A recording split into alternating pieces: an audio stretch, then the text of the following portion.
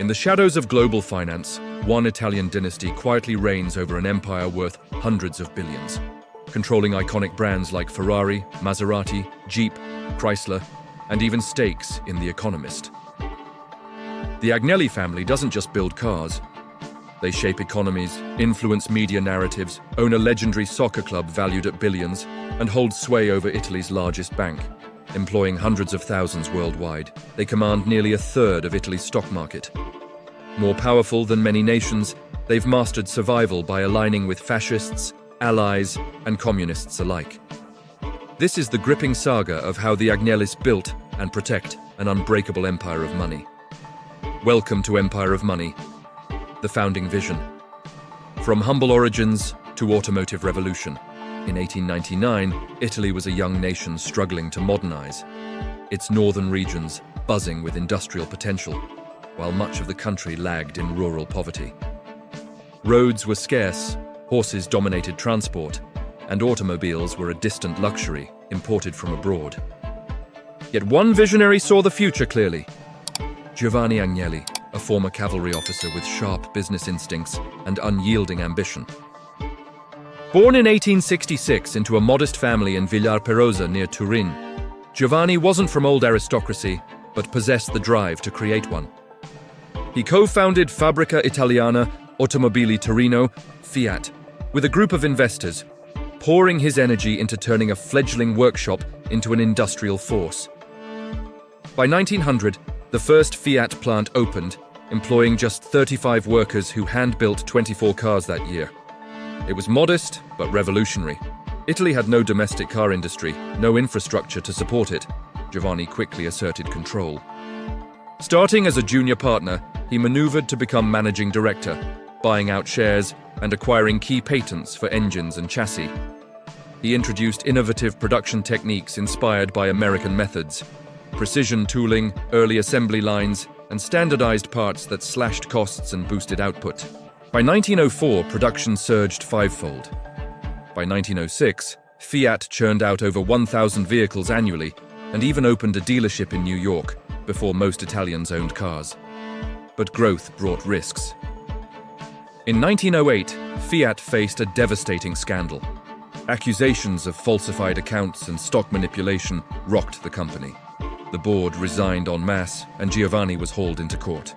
Though acquitted due to lack of evidence, the ordeal scarred him, teaching lessons in caution, alliances, and image management. He emerged more calculated, forging ties with bankers and politicians to shield his burgeoning empire. World War I proved a turning point. As Europe erupted in conflict, Giovanni pivoted Fiat's factories to wartime production. Trucks, ambulances, aircraft engines, and munitions. Employment exploded to over 30,000.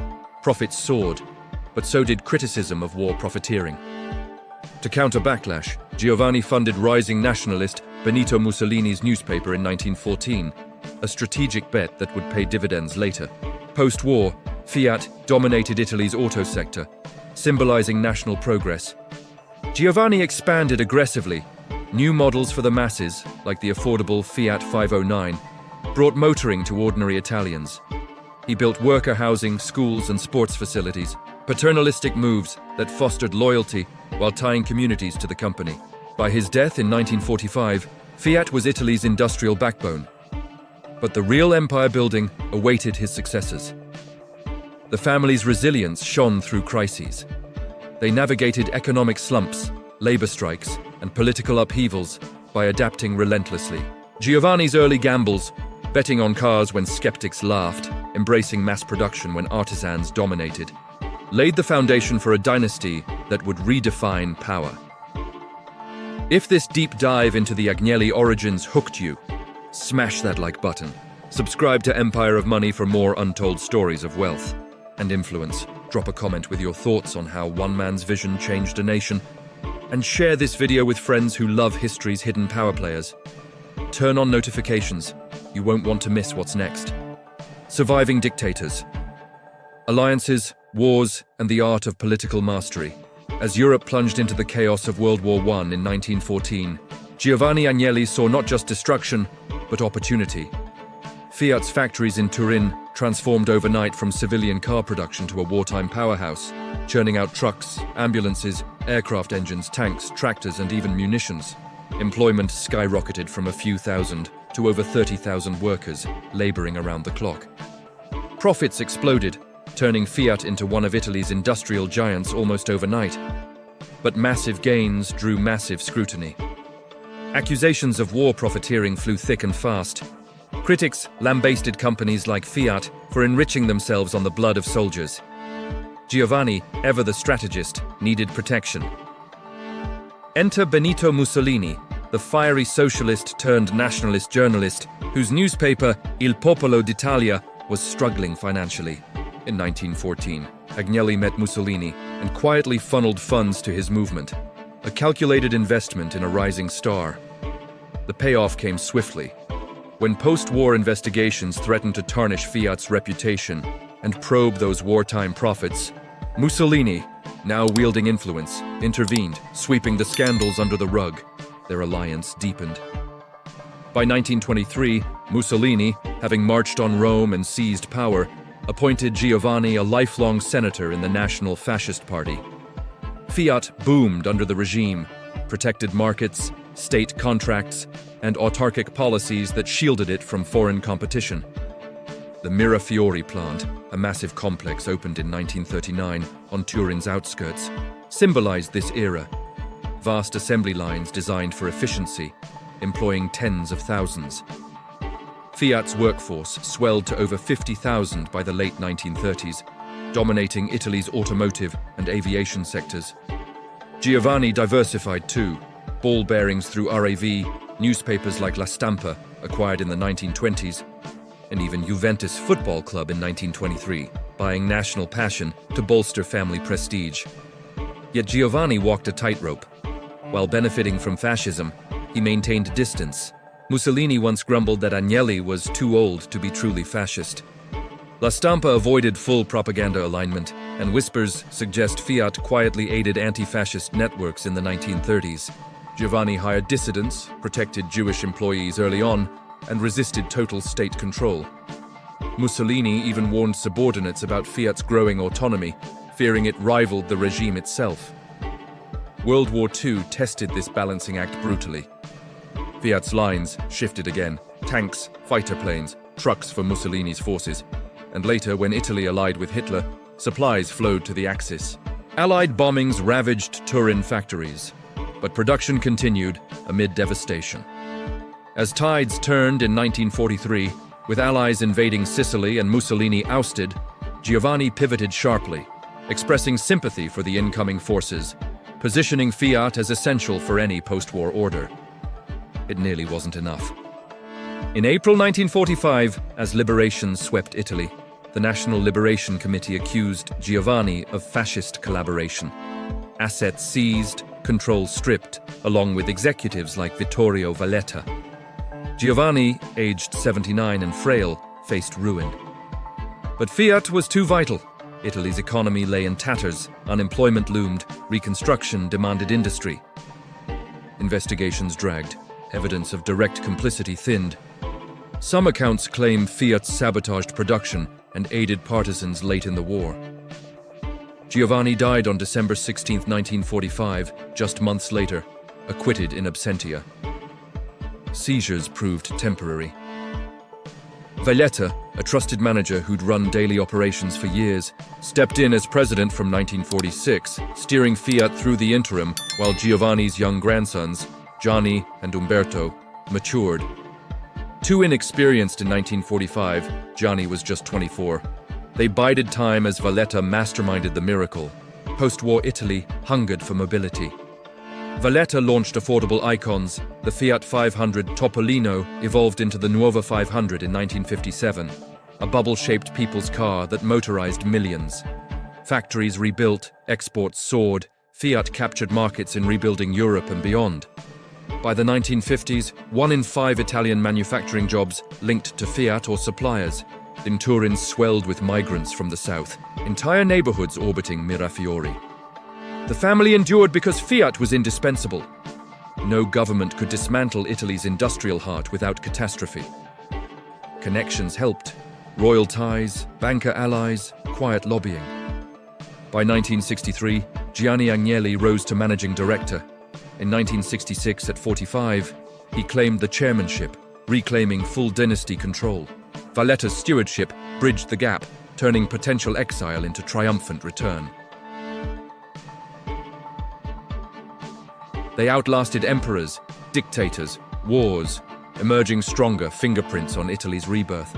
From fascist senator to post-war saviors, the Agnellis proved power isn't seized. It's preserved through relentless adaptation. If this thrilling chapter on the Agnellis' wartime gambles and masterful survival gripped you, smash that like button. Subscribe to Empire of Money for more explosive revelations on hidden empires. Drop a comment with your take on how they played both sides, and share this video with anyone obsessed with real power stories. Turn on notifications. The next twist drops soon. The Golden Era. Gianni Agnelli's reign and the rise of an automotive empire. In 1966, at the age of 45, Gianni Agnelli, known across Italy as l'Avvocato, the lawyer, stepped into the role he was born for, chairman and CEO of Fiat. Charismatic, stylish, and ruthlessly ambitious, Gianni transformed the company his grandfather founded into a global colossus, fueling Italy's post-war economic miracle and cementing the Agnelli name as synonymous with power, glamour, and unyielding dominance. Gianni wasn't just an industrialist, he was Italy's uncrowned king. With his trademark watch worn over his cuff, impeccable suits, and a jet-set lifestyle that included affairs with icons like Anita Ekberg, Pamela Harriman, and even whispers involving Jackie Kennedy, he embodied la dolce vita. Breakfast in Rome, lunch in Paris, cocktails in Venice. His playboy reputation preceded him, yet it never overshadowed his business acumen. Married to the elegant Morella Caracciolo in 1953, he balanced high society allure with boardroom brilliance, mingling with presidents like John F. Kennedy and Henry Kissinger while steering Fiat to unprecedented heights. Under Gianni, Fiat became the heartbeat of Italy. At its peak, the company accounted for 4.4% of the nation's GDP, employed 3.1% of its industrial workforce, and drove 16.5% of industrial research investment. Entire regions depended on it. Turin swelled with southern migrants flocking to Mirafiori, the world's largest factory complex, where affordable icons like the Fiat 500 and 600 motorized millions, turning rural Italy into a modern consumer society. But Gianni's vision extended far beyond mass-market cars. He aggressively expanded Fiat's portfolio, snapping up Italy's most coveted automotive jewels. In 1969, Fiat acquired controlling stakes in Lancia and a 50% share in Ferrari, saving the prancing horse from financial ruin and binding it eternally to the Agnelli legacy. Enzo Ferrari retained racing control, but Gianni's influence ensured Ferrari's prestige soared. By 1988, Fiat owned 90% outright. Maserati followed in 1993, and in 1986, Gianni outmaneuvered Ford to seize Alfa Romeo from state hands, ripping a national icon from American grasp and solidifying Fiat's grip on Italian engineering excellence. These acquisitions weren't mere trophies, they positioned Fiat as Europe's automotive powerhouse, blending everyday mobility with luxury aspiration. Ferrari became the halo brand, embodying speed, seduction, and success, qualities mirroring Gianni himself. Gianni's boldest geopolitical gamble came amid the Cold War. Building on a 1966 agreement initiated under Vittorio Valletta, he forged a historic partnership with the Soviet Union. Fiat helped construct the massive Avtovaz plant in Togliatti, named after Italian communist Palmiro Togliatti, producing a ruggedized version of the Fiat 124 as the Lada Giguli. Launched in 1970, the factory churned out millions of affordable cars, motorizing the Eastern Bloc and exporting to dozens of countries. It was pure pragmatism. Profit transcended ideology, training Fiat engineers while flooding markets with Italian-derived vehicles. Ladas became ubiquitous in the USSR, a testament to Gianni's belief that business could bridge divides. Closer to home, Gianni deepened the family's cultural stranglehold through sport. The Agnellis had owned Juventus since 1923, turning the Turin club into Italy's most successful team. A a symbol of northern dominance and national pride. Under Gianni, Juve's golden eras paralleled Fiat's peaks, with trophies reinforcing the family's aura of invincibility. Ferrari's Formula One triumphs in the 1970s, with Niki Lauda added global glamour. Yet challenges loomed. In the 1970s, labor unrest and terrorism rocked Italy. Fiat faced brutal strikes. Red brigades targeted executives. Gianni navigated with steel, confronting unions, modernizing production, and emerging stronger. A near-miss Citroën takeover in the late 1960s, blocked by French President Charles de Gaulle, taught him the limits of raw economic power, foreshadowing shifts toward media and influence. By the 1980s and 1990s, Fiat's empire was vast. Factories worldwide, from Brazil to Poland, and a conglomerate touching aerospace, newspapers like La Stampa, and more. Gianni stepped down as chairman in 1996, but remained honorary leader until his death in 2003, passing the torch amid family tragedies and corporate storms. Gianni Agnelli didn't just build cars, he crafted an enduring myth. From Playboy Prince to industrial titan, he proved that in Italy, power flows through bloodlines, boardrooms, and bravado. His era turned Fiat into more than a company. It was a dynasty, a lifestyle, an unbreakable force shaping modern Italy. If this electrifying chapter on Gianni Agnelli's golden reign and empire-building mastery captivated you, smash that like button, subscribe to Empire of Money for more jaw-dropping tales of hidden dynasties. Drop a comment with your favorite Agnelli legend or car icon, and share this video with everyone hungry for real stories of wealth and power. Turn on notifications. The empire expands next. Crisis and rebirth, navigating near collapse to global mergers. On January 24, 2003, Gianni Agnelli, the charismatic king of Italian industry, passed away at 81, leaving behind a glittering legacy and a Fiat empire teetering on the brink. Debt soared to $6 billion, losses mounted, share prices plummeted, and whispers of bankruptcy echoed through Turin. The golden era seemed over, but the Agnelli dynasty's survival instincts kicked in once more. Succession had already been secured.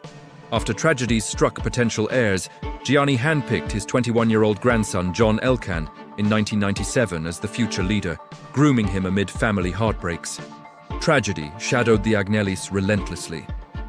Gianni's nephew, Giovanni Alberto Agnelli, brilliant, Harvard-educated, and once the favored successor, died of rare cancer in 1997 at just 33. Gianni's own son, Edoardo, estranged and battling personal demons, took his life in 2000 at 46, leaping from a bridge. These losses devastated the family, forcing Gianni to pivot to John Elkann, born in New York, to daughter Margherita, and writer Alan Elkann. Fluent in 4 languages, board-appointed at 21, John represented continuity, a quiet, strategic mind, contrasting Gianni's flamboyance. Umberto Agnelli, Gianni's brother, briefly chaired Fiat in 2003-2004 but died of cancer months later. John, at 28, became vice chairman, then chairman of the restructured holding company. Advisors like Gianluigi Gabetti and Franzo Grande Stevens guided the transition, injecting capital and reshaping governance. Fiat's crisis demanded bold moves. Alliances with General Motors dissolved acrimoniously. Plants closed amid strikes. But visionary CEO Sergio Marchionne, recruited in 2004, engineered the turnaround. Marchionne, a chain-smoking outsider with dual Italian-Canadian citizenship, slashed costs, revamped models, and eyed America. In 2009, as Chrysler crumbled in bankruptcy, Fiat seized opportunity, acquiring a stake for zero cash, injecting management expertise.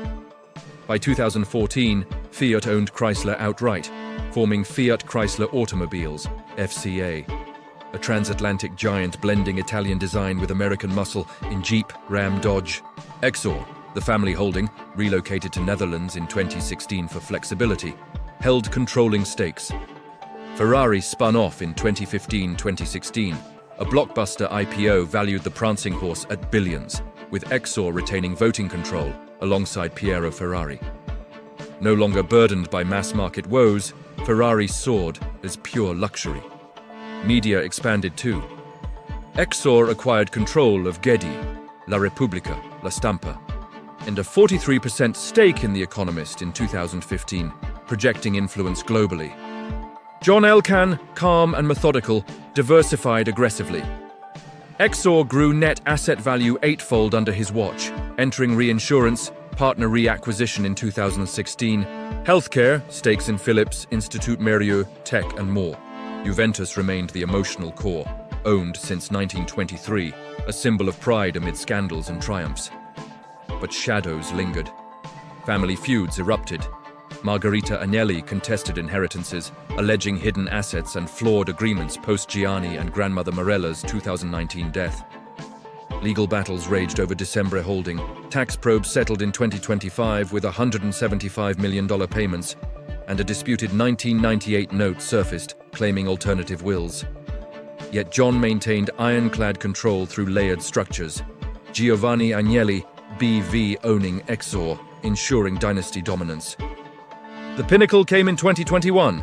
FCA merged with PSA Group, Peugeot, Citroën, in a $50 billion deal, birthing Stellantis, the world's fourth largest automaker, producing 8 million vehicles yearly across 14 brands.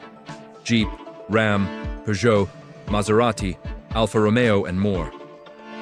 Exor emerged the largest shareholder at 14%, John as chairman. This fusion provided scale for electrification, autonomy, surviving disruption where smaller players faltered. From near ruin in 2003, the Agnellis reinvented again. No longer just Italian car makers, but global investors wielding billions through Exor, touching lives via cars, news, sport, health. John's era proved resilience, turning crisis into continental power, outlasting tragedies and turmoil. If this riveting chapter on the Agnellis' brush with collapse and masterful rebirth thrilled you, smash that like button, subscribe to Empire of Money for more shocking tales of dynastic survival, drop a comment with your thoughts on how they dodged bankruptcy, and share this video with power-hungry history buffs. Turn on notifications. The modern empire awaits. The modern empire, John Elkann's vision, and Exor's global diversification. As of late 2025, John Elkann stands at the helm of one of Europe's most formidable investment empires, steering Exor, the Agnelli family's Amsterdam-listed holding company, with a net asset value hovering around $40 billion. Quiet, cerebral, and multilingual. Elkann contrasts sharply with his grandfather Gianni's flamboyant charisma, yet he has multiplied the family's wealth eightfold since taking control in the crisis years, transforming Exor from a car-centric conglomerate into a diversified global player spanning automotive luxury, healthcare innovation, media influence, technology, and beyond. Exor's portfolio remains anchored in automotive icons, but has evolved dramatically. Stellantis, born from the 2021 FCA-PSA merger, ranks as the world's fourth largest automaker, producing millions of vehicles across brands like Jeep, Ram, Peugeot, Alfa Romeo, and Maserati. Elkann chairs the board, guiding it through electrification challenges and leadership transitions, including the 2025 appointment of Antonio Filosa as CEO amid market pressures. Ferrari, the crown jewel, continues to embody prestige, its first electric model launched in 2025, with Exor retaining around 20% economic stake and over 30% voting rights after strategically selling portions to fund new ventures. Healthcare has emerged as a core focus, reflecting Elkann's long-term bets on demographics and innovation. Exor became Philips' largest shareholder, boosting its stake to nearly 19% through multiple investments in 2024-2025, gaining board influence in a leader of medical imaging and diagnostics, stakes in Institut Mérieux, vaccines and diagnostics, and LifeNet Healthcare, underscore this pivot, positioning the family at the forefront of an aging world's health needs. Media and information remain tools of soft power. A 43% holding in the Economist Group projects global influence, framing debates on economics and policy that reach elite decision-makers. In Italy, control of Getty, encompassing La Repubblica, La Stampa, and regional outlets, shapes national narratives. Though 2025 saw controversy with journalist strikes over a proposed sale to a Greek media group, highlighting tensions in balancing profit and legacy. Culture and passion endure through Juventus, owned uninterrupted since 1923, the longest in sports history. Exor holds majority control, injecting billions despite on-field droughts and financial losses nearing $1 billion since 2017. In December 2025, Elkann firmly rejected a shock all-cash bid from crypto giant Tether, declaring the club not for sale and reaffirming the family's emotional bond. Diversification accelerated under Elkann. The 2023 launch of Lingotto, a $6 billion asset manager with outside capital, allows patient bets on innovation, robotics, and media giants like Paramount's parent. Exor Ventures poured hundreds of millions into startups across mobility, fintech, and health. Strategic moves included partial Ferrari stake sales, raising $3 billion in early 2025 for buybacks and opportunities, plus the full divestment of Iveco Group in mid-2025, selling commercial vehicles to Tata Motors and defense to Leonardo, freeing capital amid a portfolio cleanup. Yet 2025 proved turbulent, dubbed Elkann's annus horribilis by observers. Exor shares dipped 18%, Stellantis grappled with production cuts, and competition, Juventus navigated scandals, Ferrari's F1 team underperformed despite Lewis Hamilton's high-profile signing, and media assets faced unrest. Personal shadows loomed. A Turin judge ordered tax fraud indictment proceedings over grandmother Morella's inheritance, though prosecutors sought dismissal and appeals followed. Charges Elkann's team called unfounded. Through layered structures, Giovanni Agnelli BV controlling over 55% of Exor with 85% plus voting rights, the family maintains ironclad grip, outlasting feuds, tragedies, and probes. Elkann's board seats at Meta and trusteeships at MoMA reflect broader networks, while philanthropy via the Agnelli Foundation focuses on education. From Turin's factories to Amsterdam's exchanges, the Agnellis have morphed from car barons to patient capital allocators, building great companies with entrepreneurial fire and financial discipline. In an era of disruption, Elkann's Exor proves dynasties endure not by clinging to the past, but by boldly reshaping the future. Cash-rich, influential, and unyielding. If this explosive chapter on John Elkann's modern empire and the Agnellis' unstoppable diversification blew your mind, smash that like button, subscribe to Empire of Money for more mind-bending stories of hidden wealth and power, drop a comment with your take on their boldest move, and share this video with anyone chasing the secrets of eternal dynasties. Turn on notifications, the saga intensifies next. Shadows and scandals, trials, feuds, and the fight to protect the dynasty. In 2025, John Elkann faced what many called his annus horribilis, a year of relentless storms battering the Agnelli empire from boardrooms to courtrooms. Exor shares plunged 18%, Stellantis grappled with production slashes and fierce competition. Juventus endured scandals and mounting losses. Ferrari's Formula One team stumbled despite the blockbuster signing of Lewis Hamilton, and media holdings sparked journalist strikes amid sale rumors. Yet beneath these corporate tempests raged a deeper, more personal war, a decades-long family feud exploding into public view. Threatening the very foundations of Agnelli control, the turmoil traced back to Gianni Agnelli's death in 2003, when inheritance agreements favored his daughter Margherita's 3 children from her first marriage, John, Lapo, and Ginevra Elkann, over her 5 from the second. Margherita contested those pacts relentlessly, alleging flaws and hidden assets. Tensions escalated after grandmother Morella Caracciolo's 2019 passing, igniting tax probes into offshore structures and unpaid levies. Prosecutors accused the Elkann siblings of evading Italian taxes on Morella's estate. In July 2025, John, Lapo, and Ginevra settled by paying $175 million. Later reports cited up to $183 million in taxes and fines. John agreed to a year of community service, potentially aiding the elderly or those battling addiction, to close the criminal case without admitting guilt. Prosecutors dropped charges against Lapo and Ginevra, but the saga twisted further. In September, Margherita's lawyers unveiled a bombshell in Turin court, a previously undisclosed handwritten note from Gianni dated 1998. purportedly amending his will to assign a key 25% stake in December, the pivotal holding controlling Giovanni Agnelli, BV, and thus Exor, to his troubled son Edoardo, who died in 2000. This contradicted a 1996 document routing it to young John. Margherita claimed it proved betrayal of Gianni's final wishes and could upend December's ownership, rippling through Exor's grip on billions in assets. Elkann's team dismissed it as irrelevant to settled 2004 agreements. Yet in December, a Turin judge ordered prosecutors to seek indictment against John on 2 tax fraud counts tied to Morella's inheritance, rejecting dismissal requests despite earlier settlements. Appeals flew, with Elkann's lawyers vowing the charges were baseless. The civil feud raged on, pitting mother against children in a battle echoing ancient dynastic betrayals. Amid this, tragedy struck.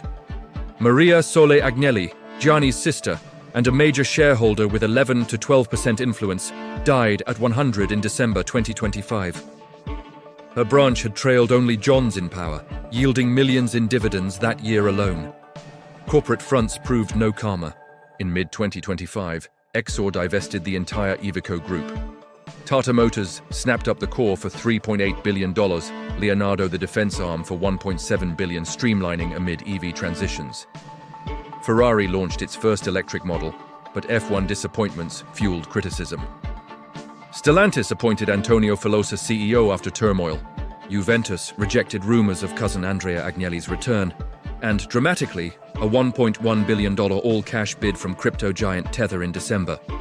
Elkann personally declared, hoodie-clad in a video, "Juventus, our history and values are not for sale." Tether had quietly built a stake, becoming second-largest shareholder, but Exor, holding circa 65%, stood firm, reaffirming century-long ties dating to 1923. Elkann joined Meta's board in January, expanding tech networks. Through layered structures, Giovanni Agnelli BV, commanding over 55% of Exor with 85% plus voting rights, the family clung to control, weathering probes, losses, and betrayals. Elkann's quiet resolve echoed ancestors' survival playbook: adapt, diversify, endure. In disruption's age, the Agnellis proved dynasties don't fade, they fight, fiercely protecting legacies built on cars, culture, and unbreakable will.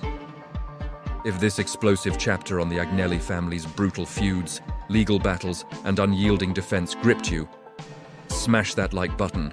Subscribe to Empire of Money for more shocking uncovers of dynastic warfare. Drop a comment with your take on who wins this inheritance war, and share this video with anyone fascinated by real power struggles. Turn on notifications. The climax approaches. Masters of influence, media, networks, and the hidden levers of power. Beyond factories and racetracks, the true genius of the Agnelli dynasty lies in shaping what people think, read, and believe.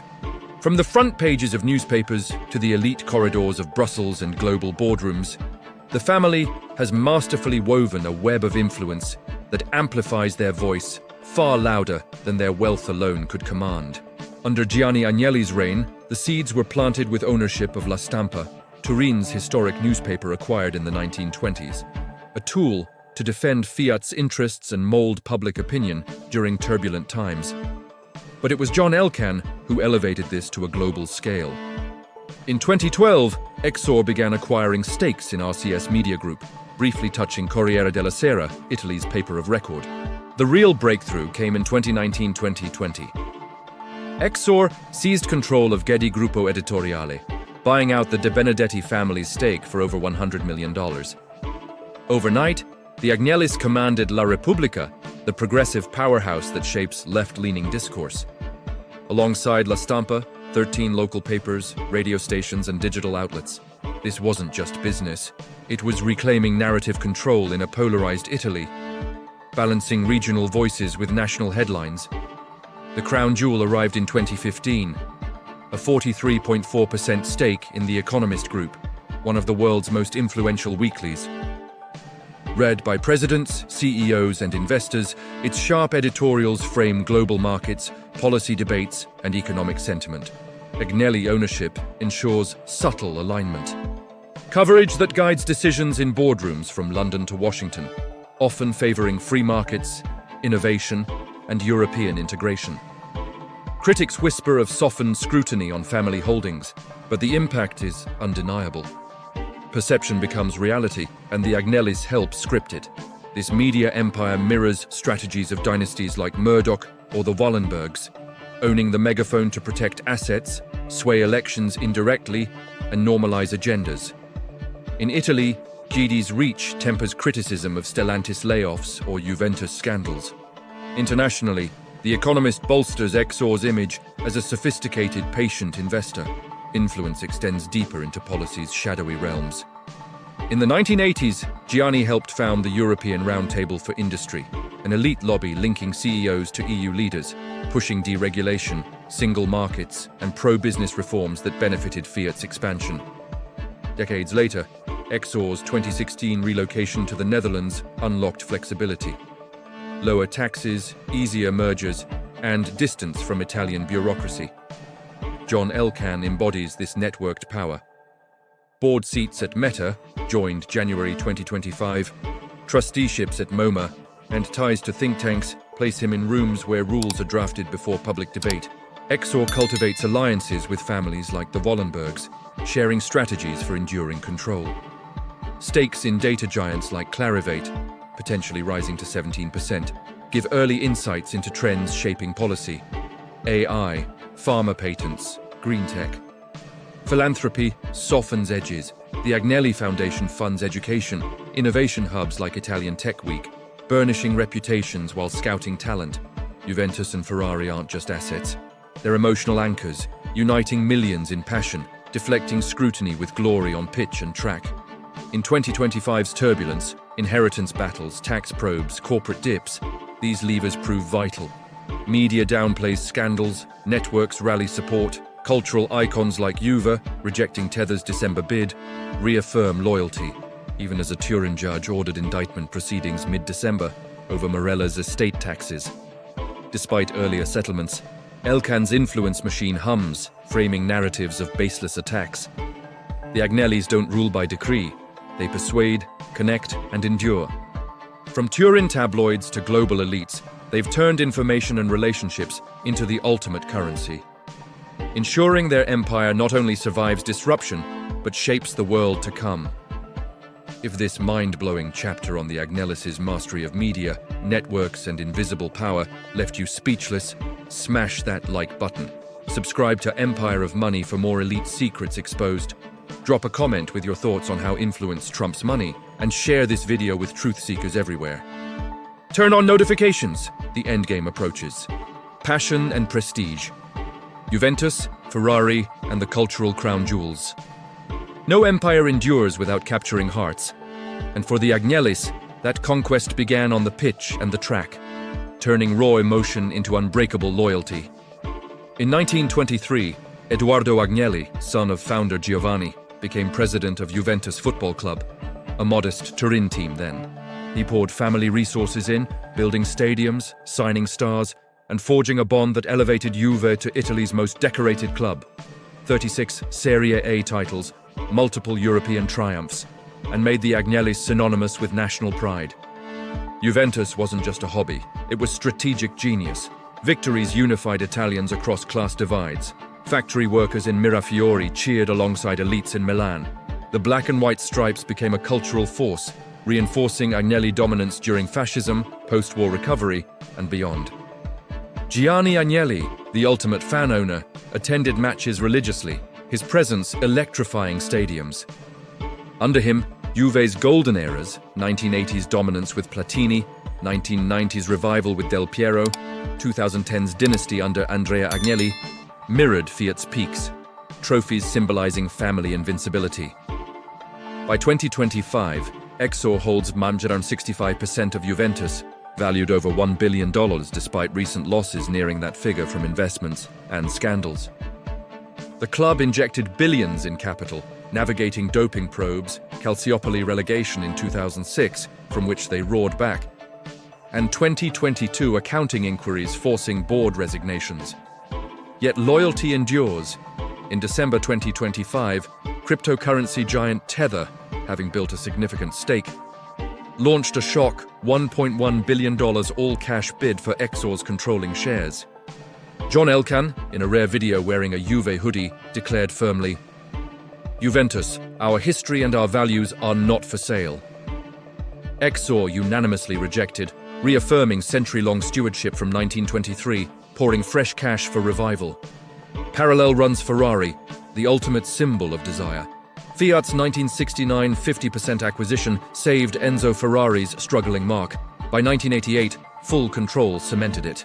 Gianni nurtured the prancing horse into global icon.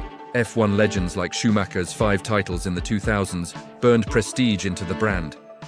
Spun off in 2015-2016 via blockbuster IPO, Ferrari soared independently while Exor retained voting power. About 30% votes, with 20% economic in 2025. In 2025, Ferrari launched its first electric model amid e-building inaugurations, blending heritage with future. Yet F1 frustrations mounted. Despite Lewis Hamilton's high-profile 2025 signing, the team underperformed, fueling criticism. Partial stake sales raised $3 billion early in the year for buybacks and ventures, proving Ferrari's halo generates capital without diluting control. These jewels, Juve's passion, Ferrari's allure, transcend business. They bind millions emotionally, deflecting scrutiny during crises. When tax probes or feuds rage, victories or a roaring V12 remind Italy, the Agnellis deliver dreams. Ownership evokes loyalty no politician commands, turning fans into defenders of the dynasty. In disruptions era, EV shifts, crypto disruptions, the Agnellis grip these icons tightly. Rejecting Tether's bid wasn't financial, it was existential. Juventus and Ferrari aren't assets to flip. They're the soul, ensuring the empire's cultural immortality amid storms. If this adrenaline-fueled chapter on the Agnellis' conquest of passion through Juventus and Ferrari ignited your fire, smash that like button. Subscribe to Empire of Money for more heart-pounding revelations of eternal empires. Drop a comment with your favorite Juve or Ferrari moment, and share this video with fellow fans of speed and glory. Turn on notifications. The legacy builds next. The unbreakable legacy, trials, triumphs, and the Agnelli endgame. As 2025 draws to a close, the Agnelli dynasty stands at a crossroads of unprecedented turmoil and defiant resilience, proving once again that their empire, built on cars, culture, and cunning, refuses to yield. John Elkann, the understated guardian of a $40 billion fortune through Exor, has navigated a perfect storm. Inheritance wars exploding in Turin courtrooms. A shock crypto takeover bid for Juventus swiftly crushed. Ferrari's bold leap into electrification, and strategic portfolio reshaping amid global disruption. The year's drama peaked in December with the passing of Maria Sole Agnelli at 100, a pivotal shareholder whose 11 to 12% influence generated millions in dividends, her branch second only to Elkann's. Her death rippled through layered holdings, underscoring the family's ironclad structures that have preserved control across generations. Legal battles intensified over grandmother Morella's estate and Gianni's contested wills. A September bombshell, a 1998 handwritten note allegedly redirecting a key December stake to tragic son Edoardo, threatened Elkann's majority. Mother Margherita's claims fueled probes, culminating in a Turin judge ordering indictment on 2 tax fraud counts mid-December, despite earlier $175 or $183 million settlements and prosecutor dismissal requests. Elkann's team appealed, framing it as baseless amid resolved tax matters. Yet the saga exposed vulnerabilities in a dynasty long accused of shielding wealth offshore. Corporate fires burned hot. Exor divested Iveco entirely in July, Tata Motors taking the core for $3.8 billion, Leonardo the defense arm for $1.7 billion, freeing billions for reinvestment. Ferrari unveiled its Electrica powertrain in October at Capital Markets Day. In-house batteries, triple motor setup delivering staggering torque, blending silent thrust with prancing horse soul. Deliveries slated for 2026 amid a lineup targeting 20% electric by 2030. Partial stake sales raised $3 billion, fueling buybacks while retaining voting dominance. Stellantis, under new CEO Antonio Filosa, appointed mid-year, grappled with slumps but pushed US recovery, affordable models, and electrification. Exor's largest shareholder backing the pivot. Media stirred unrest. Jedi journalists struck over potential sales of La Repubblica and La Stampa to Greek group Antenna, signaling focus shift from legacy print. The boldest stand came mid-December. Cryptocurrency titan Tether, already holding over 10%, launched a $1.1 billion all-cash bid for Exor's 65% Juventus stake, valuing the club at premium and pledging massive investment. Elkann, in a hoodie-clad video, declared, "Juventus, our history and values are not for sale." Exor's board unanimously rejected, pouring fresh capital into the century-old bond dating to 1923, despite losses and on-field struggles. Through it all, Elkann's networks, meta board seat, elite ties, bolstered influence, while philanthropy via Fondazione Agnelli polished the image. Exor's NAV held amid volatility, outperforming benchmarks earlier in the year, cash-rich for opportunistic bets in health, tech, and beyond. The Agnellis have outlasted wars, dictators, scandals, and tragedies by adapting relentlessly, aligning with winners, diversifying ruthlessly, gripping culture tightly. In 2025's crucible, they emerged scarred but sovereign, rejecting outsiders, innovating icons, defending bloodlines. From Turin's factories to global stages, their story whispers a timeless truth. True power isn't inherited, it's forged, protected, and passed unbroken. If this epic chapter on the Agnellis' fierce trials, bold triumphs, and enduring legacy left you breathless, smash that like button. Subscribe to Empire of Money for the ultimate finale and more untold dynastic sagas. Drop a comment with your prediction for their future and share this video with everyone obsessed with unbreakable empires. Turn on notifications. The conclusion awaits. The Eternal Dynasty. Why the Agnellis will never fade, from a modest Turin workshop in 1899 to a $40 billion global empire in 2025. The Agnelli family has defied wars, dictators, economic collapses, family tragedies, and relentless scandals to remain one of Europe's most enduring dynasties. As the year ends amid fresh storms, inheritance battles reignited, Enduring judge ordering tax fraud indictment proceedings against John Elkann. Despite prior settlements, the sudden passing of centenarian Maria Sole Agnelli and the dramatic rejection of Tether's $1.1 billion bid for Juventus, the family's grip appears unbreakable, forged through layered holdings, cultural icons, and a relentless survival instinct.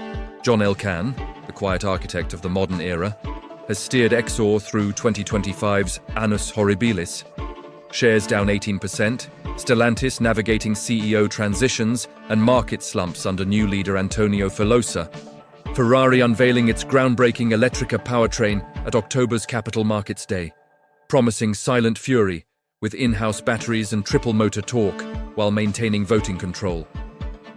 Diversification deepened, healthcare stakes in Philips and beyond, media influence via The Economist and GEDI, ventures into tech and startups through Lingotto, yet the core remains emotional and structural. Juventus, owned since 1923, embodies unbreakable loyalty. Elkann's hoodie-clad declaration, "Juventus, our history and values are not for sale," crushed Tether's crypto assault, reaffirming century-long stewardship despite losses and scandals. Ferrari's electric leap honors heritage while embracing disruption, deliveries looming in 2026. Inheritance feuds, raging since Gianni's 2003 death, exploded anew. Margherita's claims, a contested 1998 note, tax settlements of $183 million, and December's judicial twist threatening December's structure. Maria Sole's December 26 passing at 100, second most influential branch, generating millions in dividends, ripples through Giovanni Agnelli V. Yet Elkann's cascade ensures over 55% control and 85% plus voting rights. Philanthropy via Fondazione Agnelli, elite networks including Elkann's Meta board seat, and patient capital allocation position Exor for the future. Electrification, AI, health demographics. The Agnellis outlasted fascism, Cold War gambles near bankruptcies, and personal devastations because they master adaptation, aligning with power, owning passions, shaping narratives, diversifying ruthlessly. In an age of fleeting fortunes and disruptive outsiders, the Agnellis prove bloodlines. When armored with vision and vigilance, conquer time. From Giovanni's bold engines to John's global bets, this is no mere family. It's an empire of money, resilient, influential, eternal. The saga continues, whispering, "Dynasties don't die, they evolve." If this epic finale to the Agnelli dynasty's unbreakable legacy left you stunned and inspired, smash that like button, subscribe to Empire of Money for more unparalleled stories of wealth, power, and survival. Drop a comment with your boldest prediction for their future, and share this series with everyone who craves the truth behind history's hidden rulers. Turn on notifications. Empire of Money rises again soon.